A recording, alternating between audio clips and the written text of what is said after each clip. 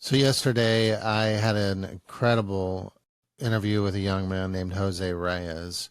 He's a Hispanic leader in his community. The timing was amazing. Somebody had reached out to me and connected us, and he was really concerned with some of the protests and flag burnings and things like that. So I think you're really going to enjoy our conversation. But until we get it edited and uploaded, I wanted to talk to you today about something that I've been concerned about for a long time. I've been thinking about for a long time, and I've been wanting to take action on it for a long time. And it's this.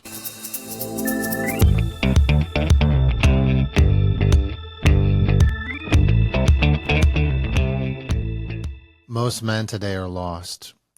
We see it in our culture. We see passivity and fear and loss of direction. We've been told that masculinity is toxic, that our strength is a problem. And the result, men have stepped back, and the consequences are everywhere. But here's the truth. Masculinity isn't the problem. Weakness is. And today we're going to talk about what's really happening, why so many men aren't stepping up, and how we can start rebuilding. If there's anything that history has shown us, it's that there's this cycle, one that repeats itself over and over. And you've probably heard the saying, and it's true. Strong men create good times create weak men create hard times, and hard times create strong men. And right now, we're living in the weak men creating hard times phase. And we're feeling the consequences of it everywhere. We have a generation of young men who are softer, more passive, more confused about their identity than ever before. And this isn't by accident. It's been deliberately pushed. For the past decade, especially during the previous administration, we've seen a relentless push for identity politics over actual strength, leadership, and purpose. Young men today are more effeminate, more disconnected from masculinity, and more afraid to embrace strength than ever before.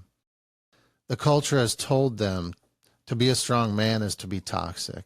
And what happens when men are taught to be weak? Society itself starts to collapse. Look around. Crime is skyrocketing. Families are breaking apart, and fewer men are leading in their homes and their communities. Weakness is being sold as virtue. Passivity is being pushed as wisdom. And what has that given us? A generation of men who don't know who they are, don't know what they stand for, and don't know how to fight for anything. But here's the thing. This cycle also shows us a way forward, because hard times create strong men. The men who refuse to stay passive, the men who reclaim their strength, the men who decide to lead again, they are the ones who will rebuild. At the same time, some men aren't silent because they're weak. They're fighting in ways that aren't always visible. Many of the strong women who are leading the charge for parental rights and freedom have been able to do so because of their husbands, making sure they have financial stability and support to do so. Some men are funding this fight, backing the ones who can take the arrows, like me, making sure the mission moves forward, and that really matters. But let's be real. Yes, we need more men to step up publicly, period. But let's not pretend that every man has the same level of security to do so. What matters is that every man is doing something. And not everyone is called to the front lines, and that's okay.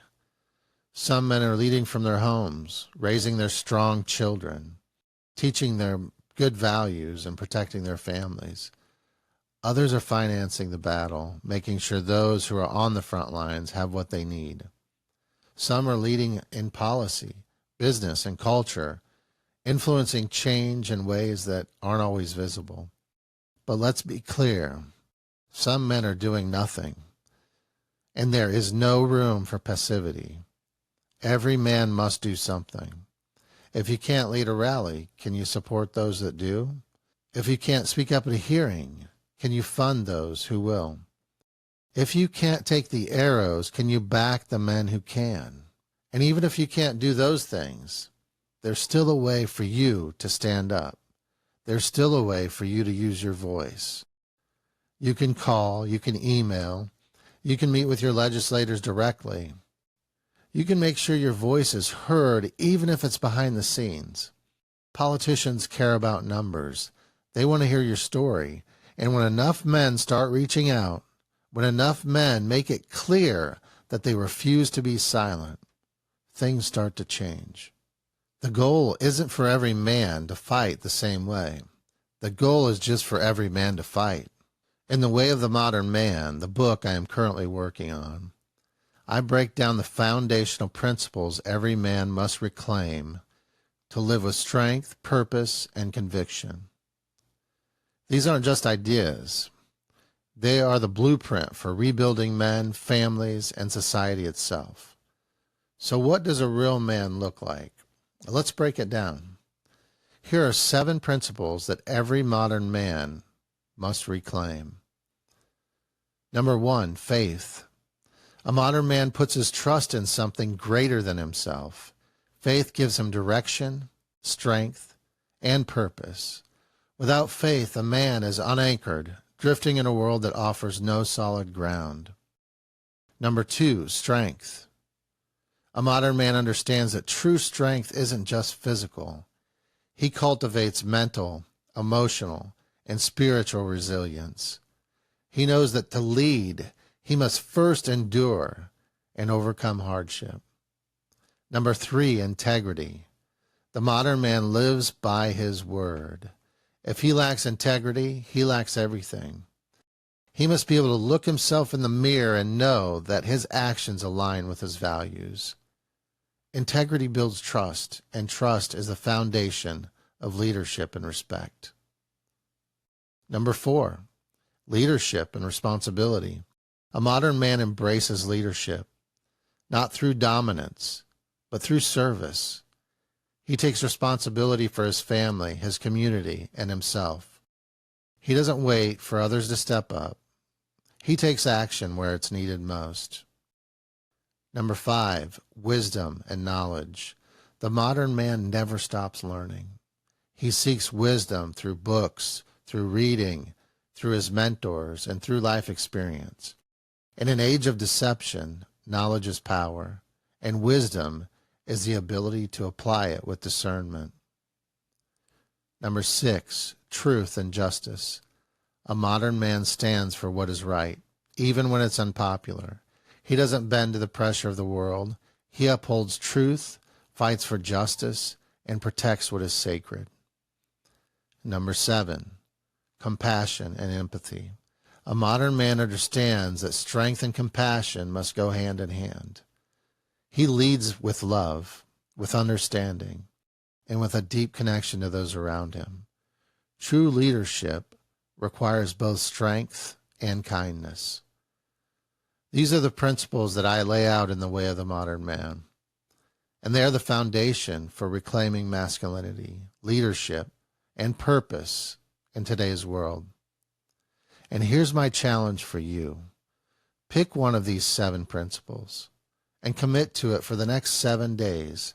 If it's faith, spend time in prayer, read the scriptures, reflect on your beliefs. If it's discipline, wake up early, cut out the distractions. Sometimes I get up at 4 a.m. to work on my book. You have to be willing to give something up. If it's integrity, start keeping your word, even if it's in the small things. If it's resilience, stop making excuses and push through the hard things.